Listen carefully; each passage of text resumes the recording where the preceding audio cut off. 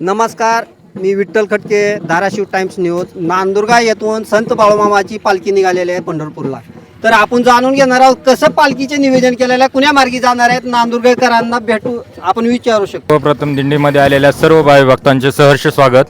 तसेच या आजच्या या पावन सोहळ्यामध्ये जे आपले मार्गदर्शक ठरलेले आहेत, दादा महाराज सोनटक्के, रामकृष्ण महाराज शिंदे, संतोष महाराज पवार, हरिभाऊ सांगवे यांच्या सर्वांचं मार्गदर्शन घेऊन दिंडी केशेगाव, धारूळ, पुन्हा तुळजापूर काठी, परत शिरूर, मोहोळ अशीच पेनूर मार्गे, तुंगत मार्गे पंढरपूर पोहोचणार आहे. 6 दिवसाचा प्रवास आहे.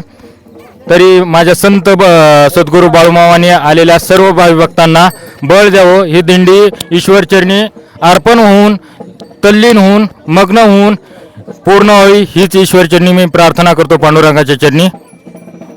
ह्याच्या पहिला आपली कधी बाळूमामाची दिंडी इथून गेली होती का? ह्याच वर्षी चालू झालेलं आहे. गावातून हा सगळ्यात मोठा सोहळा, प्रथमच वर्ष आहे, पहिलं वर्ष आहे. आपल्या ह्या सर्व भावी भक्तांचा तुम्ही जमाव बघून विचार करू शकता की सर्व प्रथम पहिलं वर्ष आहे, तरी एवढा मोठा प्रतिसाद आपल्याला लाभलेला आहे.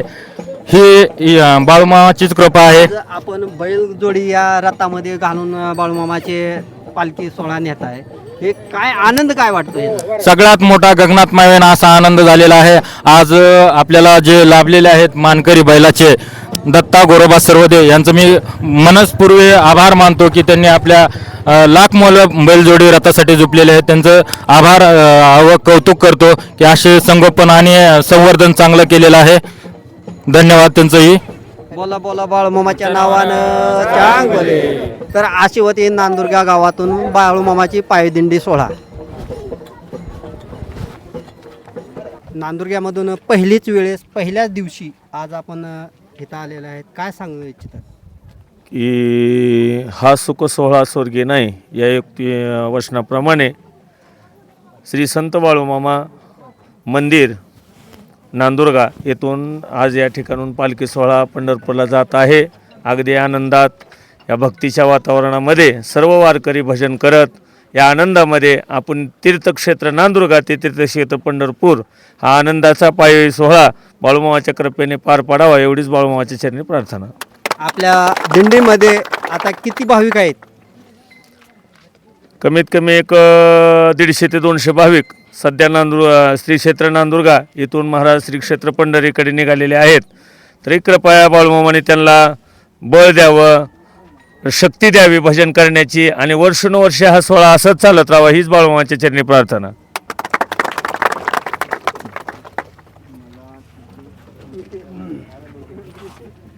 आपण वादक म्हणून आता दिंडीमध्ये सहभाग झालेला आहे, तर आपली काय मनोगत आहे? मस्तक माझे पायावरी या वारकरी संतांच्या, प्रतिवर्षी पंढरपुरा जाती महाद्वारा हरिभेटी.